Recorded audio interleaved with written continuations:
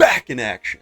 Episode 3. I'm calling this video the May Flowers Memorial Day weekend edition. If you haven't already, please like and subscribe to my YouTube channel. Follow me on Instagram. As a side note, I also came out with a Mother's Day video for my wife.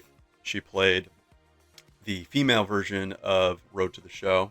It's safe to say that the veteran difficulty mode of this game is too easy because, as you can see, I am a whomping 49-1 right now as we approach the end of May.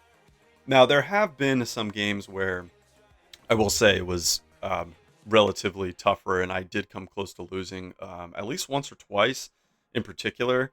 I would say the Oakland A's series at the beginning of May was probably one of the tougher series. There was a stretch at the end of April and beginning of May where I was actually out of town and I did not bring my PS4 with me. I played about a week's worth of games in advance, so that way I wouldn't have to play catch up when I came back home. So a couple of these games against the A's, I think it was the first game, and then it might have also been this Wednesday game here.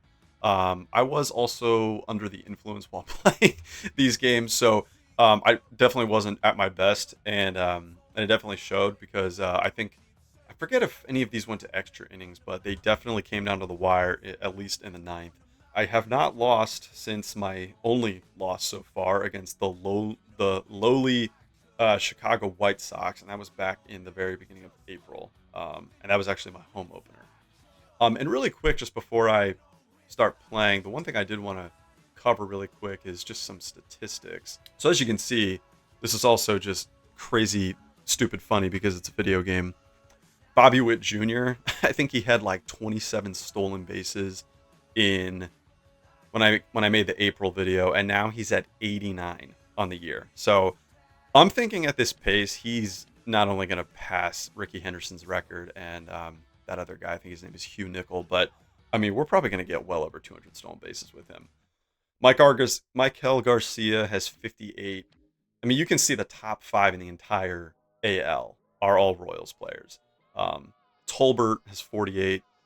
Blanco didn't start off the year injured in my game, but he did get hurt. I forget if he's on the 30 or 60 day IL, but he stopped at 41 before he got hurt, but he should be coming back later this summer. And then I've called up Drew Waters, and he's already at 19. Our starting rotation is actually all over the place right now just because with some days off and then guys needing some rest, I actually had to call up Noah Cameron just like the Royals did in real life, and I started Daniel Lynch at least once. So the rotation is recommending Cole Ragans, but we're probably going with someone else. I think it's either Bubic or it's Lorenzen today. Yeah, so as you can see, Ragans is not caught up to his stamina yet.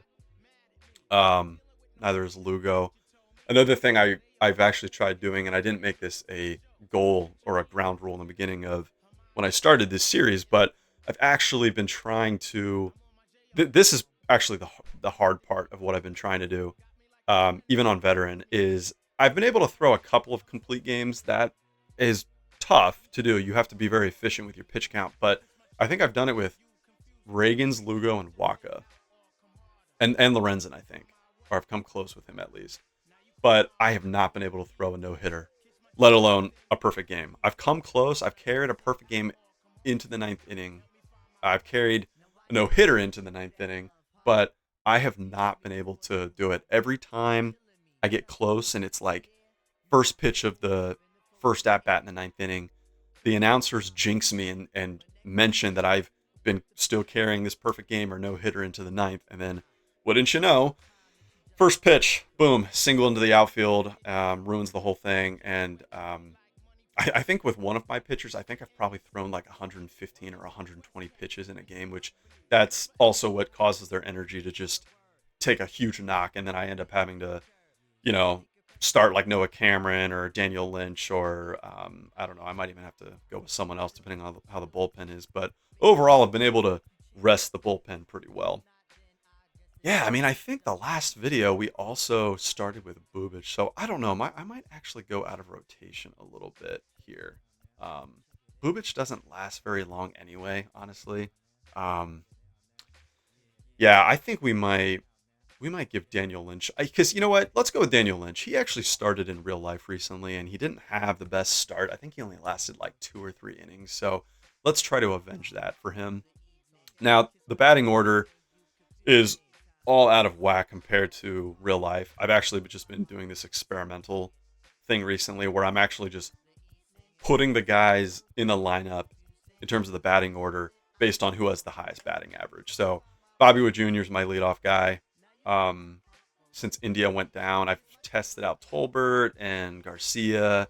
Um, Bobby's probably the best, even though he hits in the 2 spot in real life. We're going with him as the leadoff guy.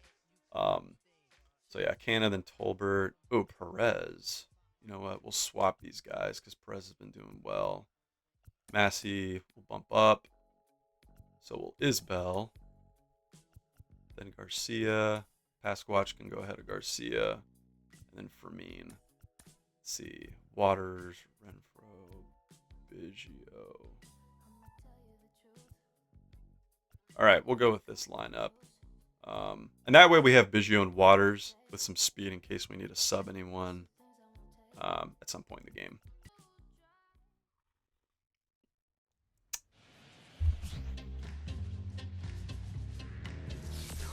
And welcome into the ballpark. Happy to have you with us. Two of the best teams in the game square off. It's the Seattle Mariners going up against the Kansas City Royals.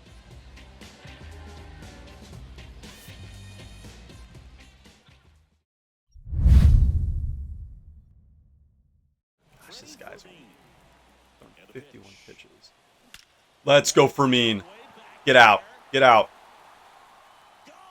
Oh, yes, the Ferminator. All right, sometimes that's all it takes. You get one big hit or a home run, and floodgates could open. So here comes Bob.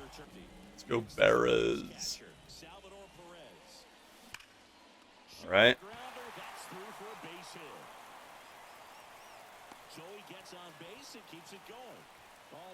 Super confident still. Righty delivers. Swing and a miss. Had him out front for strike 3. I knew I heard something. Run on base. Hit hard, that gets through. 3-2. Oh, strike 3. Got him. Get down, get down, get down, get down, get down. Oof, there we go.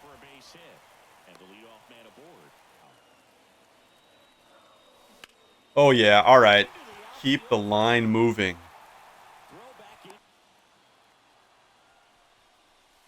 Oh, yeah.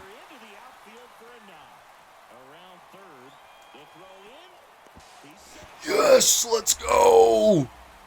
Runners on the corners.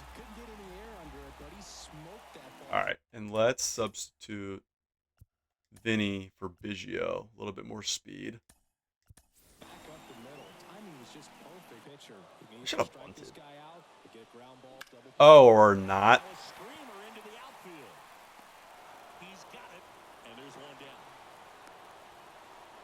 Nice. Sack fly. Oh. Oh, it was a strike drop. Third strike. I was wondering what was going on.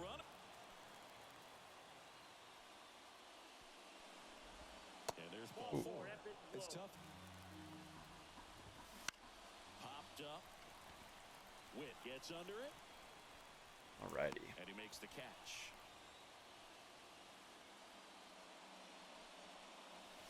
Yes. Into center and a base hit. Pitch off at all. Makes it so difficult on the double play. Polanco toss to second, and that's 2. And a pitch. In the air, left field. Hernandez settles underneath it. Right, bring in Estevez for the close. The save. That breaking ball, but he's going to have to stay. And a swing and a miss, and that is the ball. Another day, another win. I really think this. Alrighty. I'm John Shambi. Talk to you soon. Keep it going.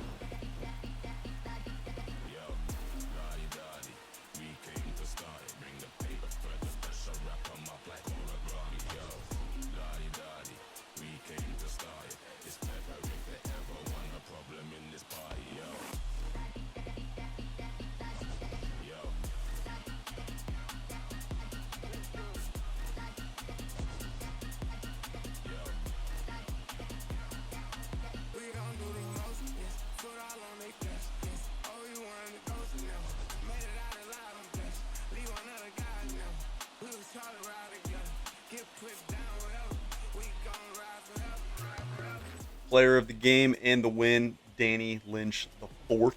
6 innings, only 3 hits, 10 Ks, and a walk. And I think Carlos Estevez, 23rd save. Yep. Wow, so no runs until the 6th inning. I will be back with the next episode in June.